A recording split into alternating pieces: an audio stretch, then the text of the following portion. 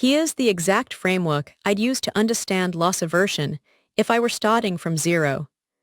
Loss aversion refers to the tendency to feel the pain of losing something roughly twice as intensely as the pleasure of gaining something equivalent.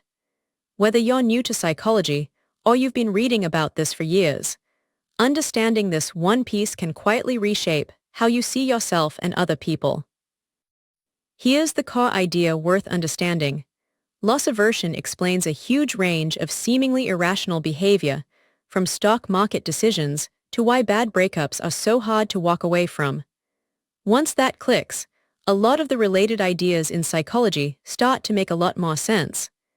Let's talk about the actual research behind this, because the evidence is often more specific than people assume. Research by psychologists Daniel Kahneman and Amos Tversky found losses are typically felt about twice as strongly as equivalent gains. That's not just a talking point, that's the actual finding behind why this pattern gets discussed so much. Here's where most people get this wrong. Many assume gains and losses of the same size feel roughly equally significant. It's an easy trap to fall into, because it sounds reasonable on the surface, even though the research tells a more complicated story. Here's what's actually happening. Losing $100 actually feels considerably worse than gaining $100 feels good, an asymmetry that shapes far more decisions than people realize. It sounds almost too simple to be true, but that's usually exactly why it surprises people the first time they learn it. Here's a real example of this in action. Investors often hold onto losing stocks far longer than winning ones, simply to avoid locking in the emotional pain of an official loss. That's the pattern worth noticing, and it's a pattern that keeps showing up across different studies and real-world situations.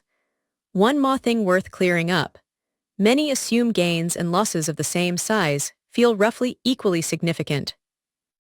But losing $100 actually feels considerably worse than gaining $100 feels good, an asymmetry that shapes far more decisions than people realize. Once that misconception is out of the way, the rest of this topic gets a lot easier to actually apply. One more thing worth knowing. Researchers increasingly use large datasets and even machine learning to reanalyze classic psychology studies, checking whether older findings actually hold up at scale. Used well, that kind of tool helps separate genuinely solid research from ideas that just sounded convincing at the time. Now, a quick caveat worth adding. None of this is fully settled science. Loss aversion isn't a single fixed fact. It's more like an evolving area of understanding that keeps getting refined as researchers run new studies and replicate old ones. It's also worth saying this applies whether you're brand new to psychology or you've been reading about it for years already. The specific studies and numbers keep getting refined, but the underlying pattern, the one thing that actually makes this useful in real life, tends to stay fairly consistent across most of the research. A question that usually comes up at this point is whether this applies to basically everyone or just some people. The honest answer is that loss aversion explains a huge range of seemingly irrational behavior, from stock market decisions to why bad breakups are so hard to walk away from, and the effect size varies from person to person. But the basic pattern we just walked through tends to show up pretty broadly.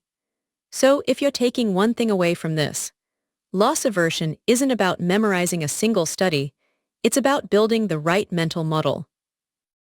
Understand what's really going on, avoid the misconception we just talked about, and let that one core idea reshape how you think about yourself and the people around you. And if there's a bigger shift buried in all of this, it's that loss aversion rewards genuine curiosity more than quick judgment. You don't need to memorize every study. You need one clear mental model that holds up, one you can keep building on as you learn more about how people actually think and behave. That's loss aversion, broken down the way I wish someone had explained it to me.